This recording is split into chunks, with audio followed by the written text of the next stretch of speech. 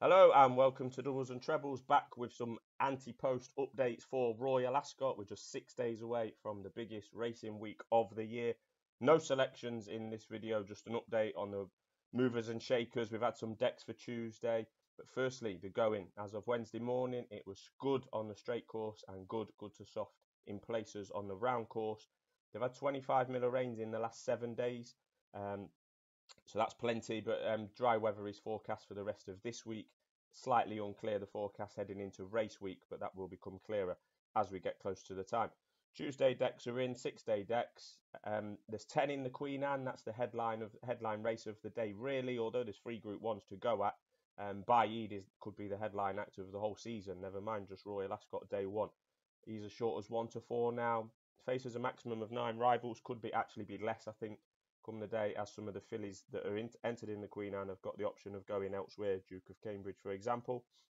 Unfortunately, Master of the Seas, a horse I put up on our first video, is not running.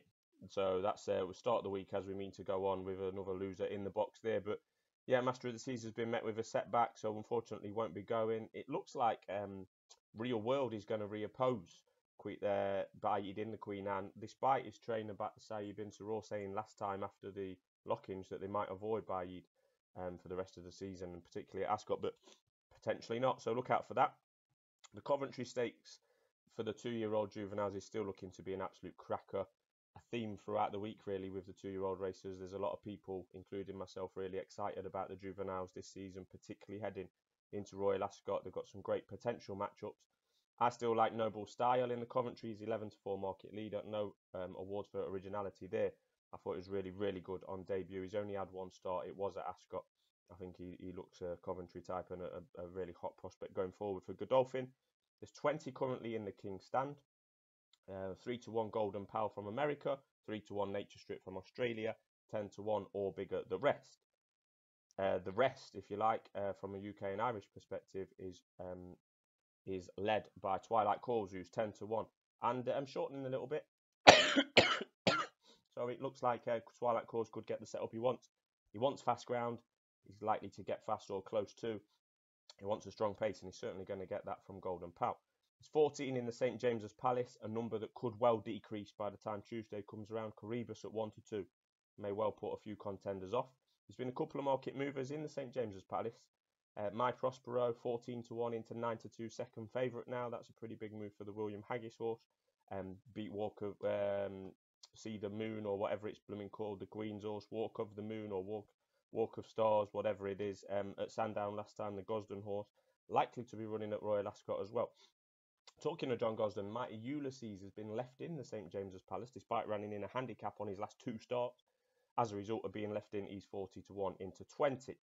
Other market movers away from day 1, Bay Bridge continues to be well fancied, well backed for what could be a very strong renewal of the Prince of Wales Stakes on the Wednesday. He's 6 to 4 best now. Mightily impressive at Sandown on his first run this season.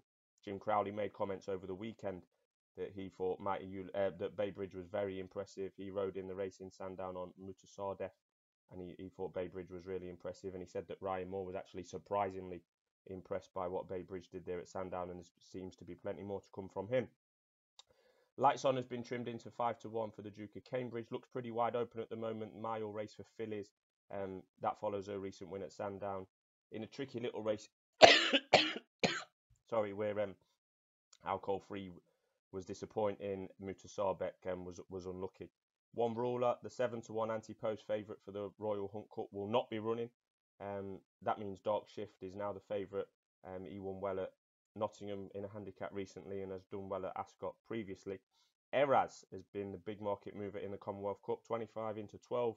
That's for the Friday Group 1. He did everything but win at Newbury last time. Perfect Power remains the one to beat in the Commonwealth Cup at 9 to 2. I think myself and many others in the industry have got one eye on Just Fine, a horse owned by the Queen. Could have ran at Epsom over the weekend, didn't. Very eye-catching at York, where he was third on seasonal reappearance. That's in the Duke of Edinburgh Handicap Stakes on Friday, but like I say, likely to be very well found in the market. He's around 9 to 2 now. Gets to run off the same mark that he ran at York, where it was, screamed that he would come on a lot for the run. One sprinter with an option of the King Stand and the Platinum Jubilee, which quite a lot of them do have, the two options, and can duck and dive, is A Case for You. He's been confirmed for the Platinum Jubilee over 6. He's proved himself one of the best sprinters in Europe at the back end of last year, won the Abbey, won at Meydan, the Group 1 in Meydan earlier this year. He's a dual-purpose 5 and 6 furlong horse so far in his career, so it is significant that he's been confirmed for the Platinum Jubilee at this stage. Another race, the Platinum Jubilee, that's dominated by international runners at the top of the market. A Case of You's currently a 16-1 shot. He tends to run his races pretty consistent profile. As I said earlier, the 2-year-old racers are looking really good at this stage. A lot of them have targets in a couple of races. The fillies, for example, Queen Mary or Albany. The colts likewise have the Norfolk or the Windsor Castle. All will hopefully become clearer over the coming days when the declarations come. And finally, in other news, US superstar jockey Irad Ortiz Jr. is confirmed to be riding all the Wesley Ward horses through the royal meeting. Something that is not happened before. I don't think he's ever ridden at Ascot or particularly the royal meeting. So that's quite big. He rides a lot of the big Wesley Ward horses in America. So it makes sense for him to continue to ride those horses at the royal meeting for Wesley. My usual policy of just ignoring the Wesley Ward horses was successful last year and has been successful on previous years, but I must admit I am a little bit nervous this year. Irad Ortiz is coming over. Golden Pal looks potentially pretty special, and Wesley, of course, as he does every year, he says he's bringing the best team ever. He's got the fastest horse that he's ever had. Blah blah blah. Usual comments apply. I will be continuing the policy of ignoring Wesley Ward horses. Let's hope it pays off. Finally, a bit of news away from the track, if you like. Oisin Murphy has been confirmed to be working at the races throughout the week at Royal Ascot.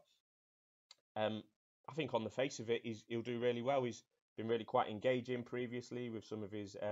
He's been doing like guest commentaries on big races that he wasn't riding in, if you like, from trackside. That worked really well during lockdown, and he's been pretty good with the media previously as well. So the only problem is I'm not sure how it fits with people within the industry or in the comments. Let me know. This is a man who's serving a 14-month ban from riding in the UK, and he's going to be all over the television for the biggest week of the year. So I like Oisin. I think he's great. Unfortunately, he's serving the ban, which he's got to do, and there's nothing stopping him from doing gigs like this on the TV. But yeah, might not sit right with some people. So an interesting factor in the week, but it's the action on the race course, on the grass itself, that we will be concentrating on. Hopefully I can get some more videos out with some nailed on or with some nailed selections and bets and tips, if you like. Did pretty well okay at Epsom, but need to continue that form, and hopefully we can find some winners. So thanks for tuning in. Make sure you drop a comment in below. Let me know your thoughts. Who's your best bet at this stage, and hopefully we can get some winners between us. Cheers.